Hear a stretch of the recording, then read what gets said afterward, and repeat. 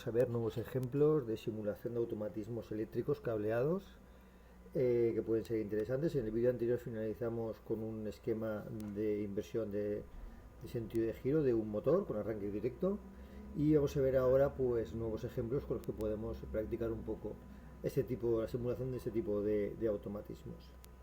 En este caso, como ya en el vídeo anterior fuimos desarrollando el conexionado de todos los elementos, en este vídeo iremos ya un poquito más rápido.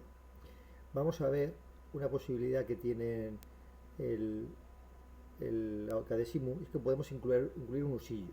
Un usillo es como llamamos a un conjunto formado por un motor eléctrico asociado, su eje conectado a un eje roscado, y conectado a este eje roscado hay una pieza móvil que se desplazará a un sentido o en otro según el sentido de giro del motor. Esta pieza tiene un movimiento lineal guiado a un lado y al otro.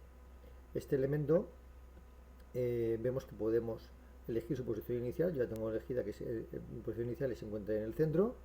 Podemos elegir que tenga una serie de finales de carrera en diferentes puntos de su recorrido. Yo solamente he puesto uno al principio, que se llama FC2, y otro que se llama al final, que se llama FC1. ¿vale? Pueden ser de tipo final de carrera, de tipo detector inductivo, magnético, fotoeléctrico, capacitivo, de todas formas. Aquí podemos elegir la velocidad y aquí podemos elegir el nombre. Y también, muy importante, aquí elegimos cuáles son las órdenes que hacen que este motor se ponga en marcha y vaya a un lado o a otro.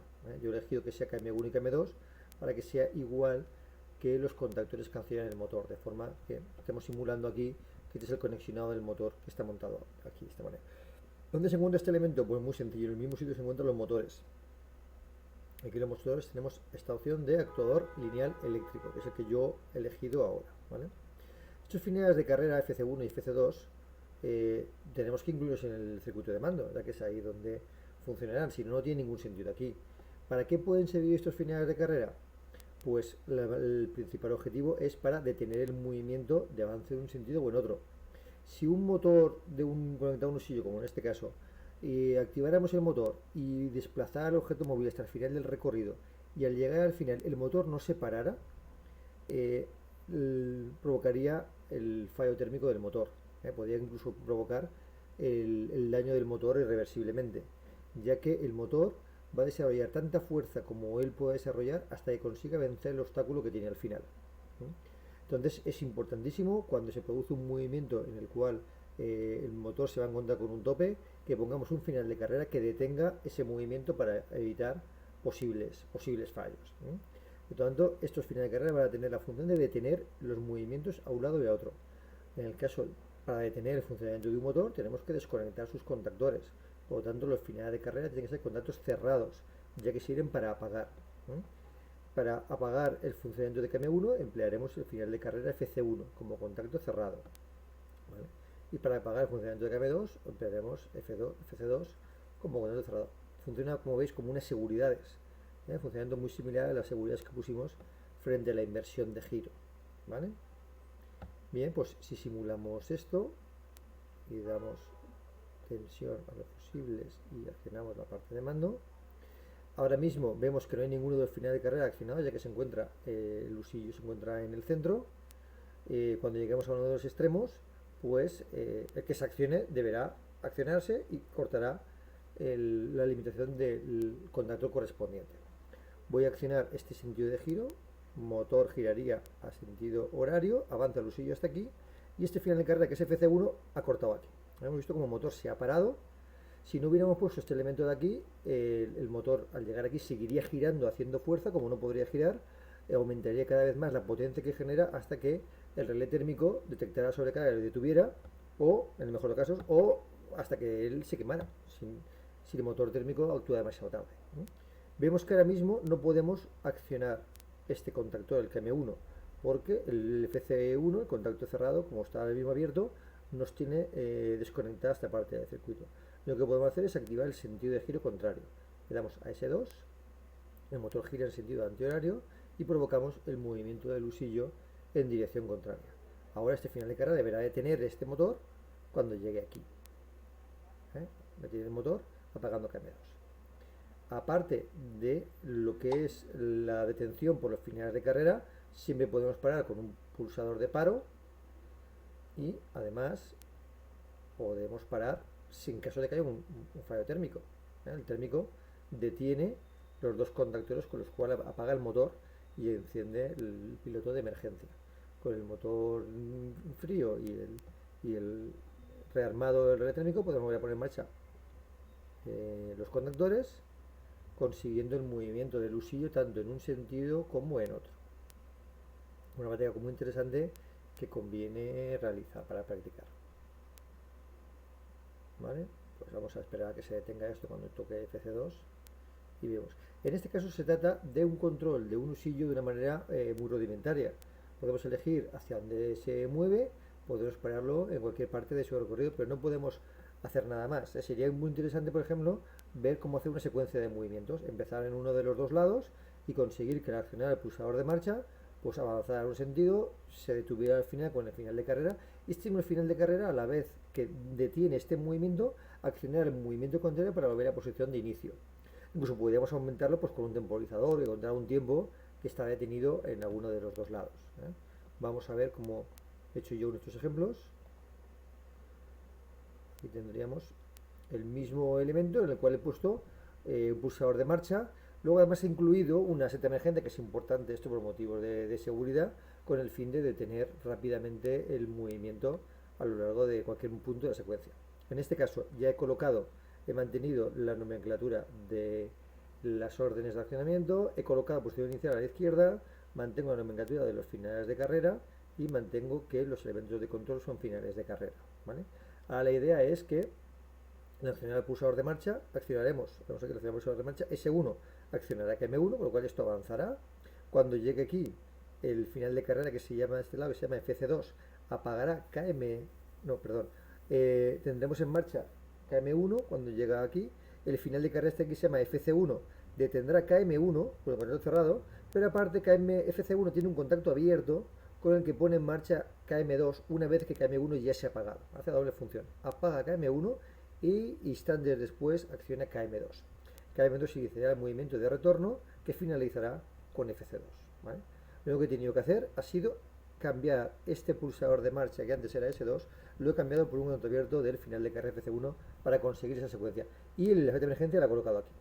Uno de los fallos más grandes que le veo yo a este programa es que la parada de emergencia, cuando la ponemos aquí, la tenemos aquí, la parte de interruptor de accionamiento, la podemos elegir como un pulsador nuevamente abierto, y esto por normativa está completamente prohibido. Además, la efecto de emergencia tiene que ser un contacto enclavado, de forma que pulsemos y para desenclavarlo hay que hacer un cuarto de giro de vuelta, ¿no? Lo cual eso no se cumple en este programa. Pero bueno, la forma de simular el accionamiento es pulsar y luego, mientras nos pulsamos, arrastrar a un lado para indicar que estamos dejando enclavado el contacto. Ahora probaremos la simulación, ¿vale? Bueno, pues el circuito de potencia es igual, el circuito de mando tiene la variación de incluir aquí el FC1. Simulamos, damos tensión parte potencia, tensión parte de mando, accionamos el interruptor y ahora, accionando el S1, iniciamos la secuencia. S1 acciona KM1, movimiento del motor que funcionará hasta que se accione FC1. FC1 actuará a la vez de estos contactos, uno parará KM1 y otro accionará KM2. Vemos cómo accionan los dos. FC1 se ha desconectado, con lo cual después de activarse ha vuelto, pero ya tenemos KM2 en marcha hasta que llegue al final del recorrido aquí al llegar a FC2 y fin de la secuencia. Cada vez que demos a S1 se inicia la secuencia de dos movimientos, avance hasta FC1 y retorno de vuelta a FC2. En cualquier momento que pulsemos la parada de emergencia detiene, ¿vale? Como digo, lo puedo dejar desenclavado si después de pulsar arrastro. La parada de emergencia, aparte de este contacto aquí, le he puesto, gracias al contacto abierto que viene, le he puesto aquí la indicación de un piloto luminoso que nos indique que está la emergencia activada, ¿vale? En el momento que desenclavamos, este contacto permitiría volver a arrancar y separaría la luz de fallo térmico. Le damos al pulsador de marcha y esto vuelve a continuar, ¿vale? Si nos parece lenta la simulación, pues podemos entrar aquí en la configuración de este elemento y aumentar su velocidad. Una cosa que tiene esta secuencia es que si por ejemplo se parase aquí antes de llegar al final del segundo movimiento, cuando le damos marcha vuelve a iniciar el primero. No sabe, no tiene memoria este automatismo y no sabe que ya habíamos realizado el primer movimiento, ¿no? Vuelve a empezar desde el principio hace primero el avance con KM1 y luego activa KM2 para hacer el retorno. Bien. Y con esto terminamos. ¿Se puede hacer alguna variación más? Sí, podríamos, por ejemplo, conseguir que este automatismo tuviera memoria. Por ejemplo, aquí cuando le damos a S1 se produce únicamente un ciclo de funcionamiento avance-retorno. Si quisiéramos que este ciclo se mantuviera de manera constante, que estuviera continuamente haciendo este movimiento delante y atrás, por lo tanto que recordara que le hemos dado una señal de marcha hasta que le demos una señal de paro, podríamos hacerlo añadiendo un elemento como un relé auxiliar. Un relé auxiliar es un elemento que podemos activar con un pulsador, mantenerlo pulsado, activado gracias a un circuito de realimentación y pararlo cuando nos interese. Este es otro circuito interesante. He añadido un segundo pulsador, el S3, que es un pulsador de paro normal, no tiene enclavamiento como la Z. Y aquí ahora S1 se encarga de accionar el relé auxiliar que hemos puesto, adicional K1, y S3 se encarga de apagarlo. Con lo cual, K1 recuerda que le hemos dado señal de marcha hasta que le demos la señal de paro. ¿Qué hace el K1 ahora? Lo que hacía antes el pulsador de marcha S1. Inicia el primer movimiento y cuando termine la primera secuencia de movimiento de avance-retorno, como K1 seguirá activado porque no lo hemos apagado, pues hará la segunda secuencia, tercera, así hasta que le demos a S3. Vamos a simularlo. Tensión, tensión, interruptor. Ese interruptor no es obligatorio, pero bueno, queda bien ponerlo. Y le damos al pulsador que activa el relé auxiliar. Vamos a hacerlo aquí. Le damos a S1, vemos que se activa K1, K1 a través de su contacto activa KM1.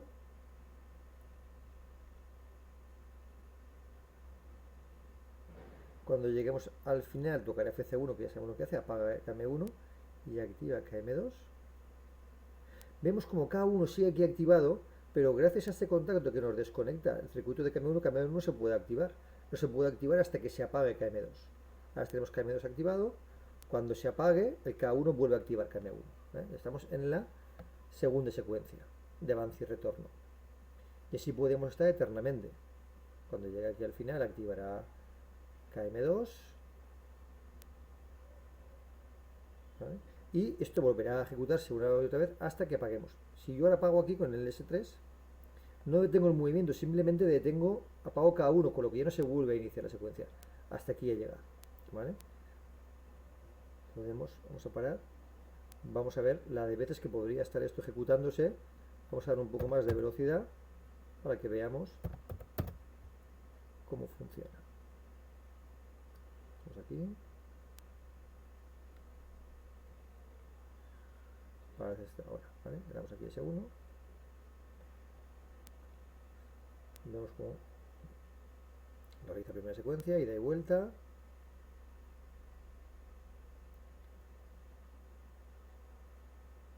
Segunda secuencia. Y así eternamente, tercera secuencia, si quisiéramos ahora. ¿Vale? Hasta que no damos el pulsador S2, K1 permanece activado y guarda en memoria que hemos pulsado el pulsador S1. Lo voy a pulsar ahora y vemos que continúa el movimiento, pero ya no volverá a hacer la siguiente secuencia. ¿Vale? El set de emergencia está puesto como antes con el fin de poder parar por seguridad, pero a diferencia del S3 que no detiene al instante, sino que lo que hace es que hace que finalice la repetición de secuencias, el S2 sí que para al instante. Si le damos en cualquier punto, tanto en la marcha de retorno, ¿vale?, como la marcha de avance como la marcha de retorno, nos detiene al instante, ¿vale?, en cualquiera de los dos. Una vez para también cada uno, porque lo he puesto aquí arriba, de esta manera. Si la alimentación del circuito de K1 se cogiera de aquí sin pasar por esto, pues no se apagaría, pero vemos que tanto el relé térmico como el S2 detienen los conductores y el relé de accionamiento K1. ¿Vale? Si salta el térmico, se para también el K1, se para todo. Muy bien, pues hasta aquí. Vale.